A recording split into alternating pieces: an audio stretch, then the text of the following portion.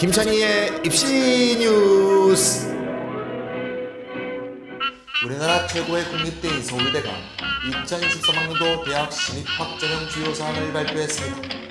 서울대 신입학 전형의 가장 큰 이슈는 대학 전형의 안정성 유지와 수시 모집 선발인원 확대입니다. 오늘 이 시간에는 서울대의 2013 신입학 전형이 어떤 방향으로 전개될 것인지에 대해 살펴보겠습니다. 수시 모집에 대한 자세한 설명을 한번 해보겠습니다. 첫 번째, 직윤과 일반 전형이 저기 PT 자료에 잘 표현이 되어 있죠. 직윤은 말이죠. 서류 플러스 면접 100% 변동이 없습니다. 올해하고 똑같습니다. 작년 2012학년도에서 1단계가 폐지됐죠. 내신 몇 프로, 그 다음에 서류 면접해서 내신에서 몇 표에서 뽑은 다음에 서류 면접으로 2단계 하는, 이게 해서 1단계가 없어지고 서류 면접을 합산해서 일괄 합산 평가하는 게 2013학년도 계속됩니다. 지원 자격은 고교별 2명이죠. 3명에서 2명으로 준 게 역시 작년이고요. 그대로 유지됩니다. 수능 최저학력 기준 2개 2등급. 따라서 직유는 전혀 변화가 없다. 학생 수 38명 늘어난 거 말고는 전혀 변화가 없다고 볼 수 있고요. 일반전은 볼까요? 일반전은 학생 수는 얘기했고요. 1단계, 2단계 역시 선별 방법도 변화가 없습니다. 작년 2012학년도에 인문계 논술이 폐지됐죠. 그래서 인문계와 기왕의 논술을 보지 않고 면접 구술을 보던 자연계와 인문계도 면접 구술로 바뀌었기 때문에 인문계, 자연계, 공이 면접 구술과 1단계 서류 점수를 합산해서 합격자를 확정하게 되는 게 그대로고요. 지원 자격에는 당연히 제한이 없습니다. 재수, 삼수, 사수 상관없고요. 외국에서 나온 학교라도 상관없습니다. 입학사정관제 전형은 자유전공학부 입학사정관제 전형이다. 자유전공학부는 입학사정관이고요. 나머지는 입학사정관제를 아니라고 합니다만 입학사정관이 보기 때문에 자유전공학부는 좀 더 잠재력을 좀 더 많이 보고 내신 같은 점수는 좀 덜 보는 성향이 있죠. 나중에 보시겠지만 자유전공학부 합격자가 내신 평균 점수가 제일 낮습니다. 그래서 여기서 입학사정관제 전형이 자유전공학부라는 의미는 자유전공학부가 내신보다는 잠재력을 훨씬 많이 보는 그런 과다. 그렇게 이해해 주시면 되겠습니다. 수능 최저학력 기준도 변화가 없는데요. 인문계열하고 의학과는 2개 2등급, 그리고 자연계열하고 자유전공학부는 기본적으로 구술 면접만 잘 본다면 다른 수능 최저학력 기준 없습니다. 그리고 복수 지원과 미등록 지원은 없다. 즉 직윤과 일반 전형을 같이 지원할 수는 없다. 둘 중에 하나를 선택해서 지원해야 되고 미등록 지원은 하지 않는다. 대부분 다 첫째 합격에 충원을 하기 때문이죠. 여기까지가 직윤과 일반 전형에 대한 일반적 설명이었습니다. 자, 말이죠. 최근에 말이죠. 서울대는 2012학년도 올해 수시의 결과를 이미 다 발표를 했습니다. 올해 서울대가 발표한 수시 2012학년도 합격자라든가 통계 결과 중에서 우리가 주목할 만한 통계를 몇 개 한번 살펴보도록 하겠습니다. 첫 번째, 2012학년도 올해 수시 모집 합격자의 고교 유형별 현황이 있습니다. 자, 먼저 직윤을 한번 볼까요? 인문계열 247명, 자연계열 420명을 뽑았고요. 100% 일반고 학생이라고 되어 있고 외고, 과학고, 예술고 등은 단 한 명도 없습니다. 왜냐하면 내신이 불리하다고 봐서 지원을 하지 않는 거죠. 여기서 제가 꼭 말씀드리고 싶은 게 있는데요. 제가 이제 대치동에서 강의를 한 지가 이제 올해로 15년째가 됩니다. 15년째인데 모 고등학교 문과 1등입니다. 근데 과거부터 몇 년 전부터 강남 지역, 서초 지역 이런 학생들, 특목고도 마찬가지겠죠. 전교 1등들이 말이죠. 직윤을 지원을 안 했습니다. 왜냐? 과거에는 직윤이 1단계에서 내신으로 80% 보고 2단계 가서 내신 80%와 면접을 합쳐서 합산해서 결과를 했단 말입니다. 따라서 2단계에 가서 면접을 잘 볼 수 있다 하더라도 1단계에서 내신 점수가 밀려서 1단계를 통과하지 못하는 일이 비일비재했죠. 너무나 당연한 게 예컨대 독도고가 있다. 독도고 전교 1등은 맨날 전교 1등이겠죠. 1등급으로 환산할 때 평균 1.06, 1.01 이렇겠죠. 근데 예를 들면 경쟁이 치열한 고등학교나 지역에 있는 학생들은 1등을 하고 있다 하더라도 어떤 한 과목을 잘못 보면 갑자기 3등급, 4등급으로 추락하는 그런 과목들이 꼭 있게 마련이죠. 따라서 옛날에 80점 만점으로 한번 환산했을 때 75점, 76점. 예를 들면 1등급 기준으로 볼 때는 1.3, 1.4가 전교 1등인 경우도 굉장히 많았습니다. 따라서 이런 학생들이 1단계를 통과할 수가 없었죠. 근데 작년부터, 올해부터죠. 올해부터 1단계가 폐지되고 2012학년도부터 서류 면접 합산해버리기 때문에 내신 점수가 조금 나쁘다 하더라도 면접 점수를 잘 받게 되면 이것이 물타기 또는 희석화돼서 합격자가 될 수 있다고 제가 생각을 했습니다. 그래서 강남 지역의 모 고등학교 전교 1등 했네, 인문계. 직윤은 안 쓰려고 그러는 거야. 예. 자기 선배들 중에 직윤으로 합격한 사람이 하나도 없대. 당연히 없었지. 그거는 과거 1단계, 2단계, 다단계 되는 거니까. 이번에는 그게 아니니까 내가 쓰라고 그랬거든요. 예. 써서기가 서울대 직윤에 붙었습니다. 예. 1등급 기준으로 볼 때 1.34 정도밖에 안 되는데요. 서울대 직윤으로 좋은 과를 갔습니다. 예. 근데 걔가 수능을 어떻게 받냐면 2, 1, 2, 3을 봤어요. 2, 1, 2, 3. 완전 잡친 거죠.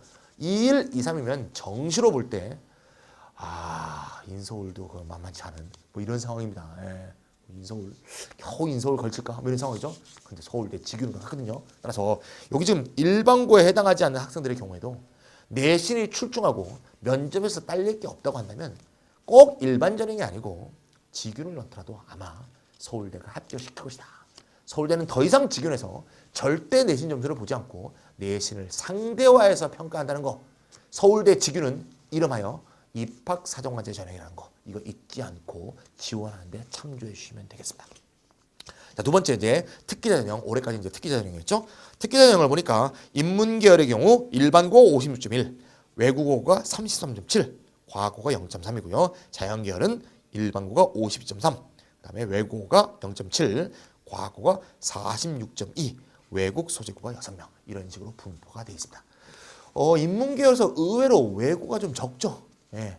뭐 서울대는 말이죠. 기본적으로 내신을 많이 또 보게 되는 면이 있고 일반고에서도 최상위권 애들이 오기 때문에 일반고 최상위권 애들하고 특목고의 최상위권 애들이 근본적인 차이가 있는 게 아니죠. 따라서 일반고 학생들도 많이 뽑았다고 볼 수 있고요. 자사고라든가 말이죠. 전국 자사고 또는 뭐 지역별 자사고의 경우도 다 일반고로 분류됐기 때문에 이 일반고 속에는 자사고도 다 포함되어 있는 겁니다. 따라서 일반고를 그냥 학생들이 그냥 다니시는 지금 그냥 일반적인 고등학교 이렇게 보시면 안 돼요. 그러니까 외고, 과학고, 예술고 뺀 모든 고등학교는 다 일반고로 분류되어 있다. 이 점을 확인하시면 좀 더 도표를 이해하시기 편하지 않을까 싶습니다. 자, 그러면 수시에서 제일 중요한 게 결국 뭐가 되냐? 50% 이상을 뽑는 수시 일반 전형이 제일 중요한 것이 됐죠. 따라서 수시 일반 전형의 키가 뭔지를 살펴보면 아까 봤듯이 면접 구술 시험이 키라는 걸 알 수가 있죠. 왜? 인문계나 의예과가 지원 자격 기준이 있지만 수능 최저 자격 기준이 있지만 수능 최저 자격 기준이 굉장히 낮고 자연계열은 자유조건학부는 최저 자격 기준이 없기 때문에 그리고 수능의 벽은 거의 없다고 볼 수 있고요. 기본적으로 50% 반영하는 면접 구술에서 몇 점을 반영하느냐, 몇 점을 넣느냐 매우 중요하겠죠. 그래서 면접 구술 시험의 성향에 대해서 좀 파악할 필요가 있을 것 같습니다. 자, 먼저 보면 말이죠. 특기자 전형에서 면접이 구술고사를 뭘 보느냐. 인문계열은 잘 보시면 인문대, 사회대, 농대, 생활과학대, 과거의 가정대죠. 사범대까지는 영어, 한자 등이 혼용된 지문을 활용할 수 있다. 이렇게 돼 있죠. 그래서 면접 구술 보기 전에 먼저 제출해주는 그 시험지 속에 영어 지문이나 한자 지문이 포함될 수도 있고 안 될 수도 있다. 이런 의미에서 영어나 한문 공부를 해두는 게 도움이 되겠죠. 따라서 이 모집 단위에서 일반 전형을 지원해야 되는 학생들은 제2외국어 선택에서도 한문을 해두는 게 도움이 될 수가 있다. 이렇게 볼 수가 있겠죠. 근데 그에 반해서 가장 인기가 좋은 경영대의 경우에는 뭐라고 써 있습니까?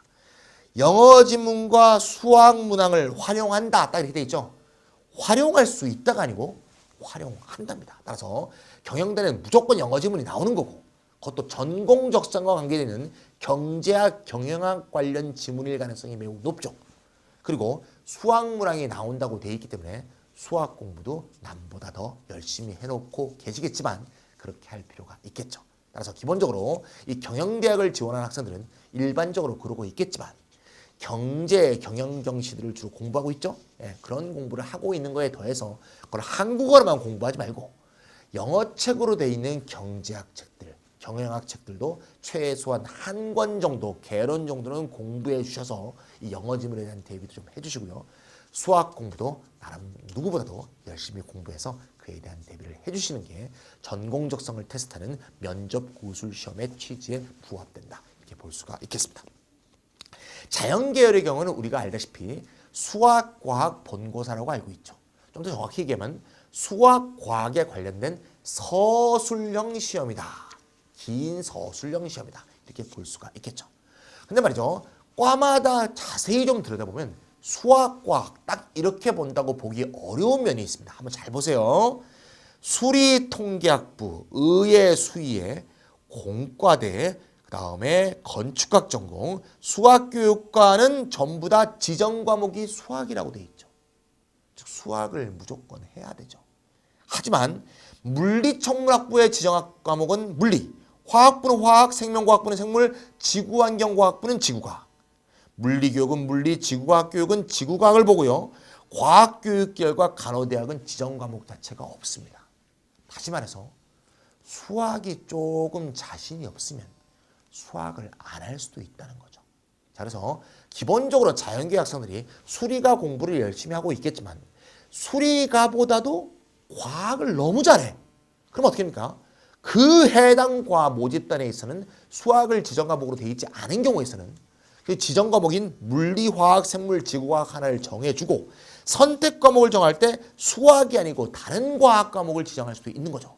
종합하자면 수학과 과학 한 과목을 해야 되는 모집 단위가 있고 과학 두 과목 또는 과학과 수학을 해도 되는 그런 모집 단위가 있다는 거죠. 또는 과학만 한 과목을 해도 되는 경우도 있고요. 따라서 이 특기자, 일반 전형으로 바뀌었죠. 일반 전형에 지원을 할 때는 자기가 원하는 과만 생각하지 마시고 합격을 염두에 두시면서 수학, 과학 이렇게 가는 게 좋은지 아니면 과학, 과학 가는 게 좋은지 이 선택을 잘 맞추어서 과 지원을 해주는 게 현명한 지원 전략이 되겠다. 꼭 말씀드리고 싶습니다.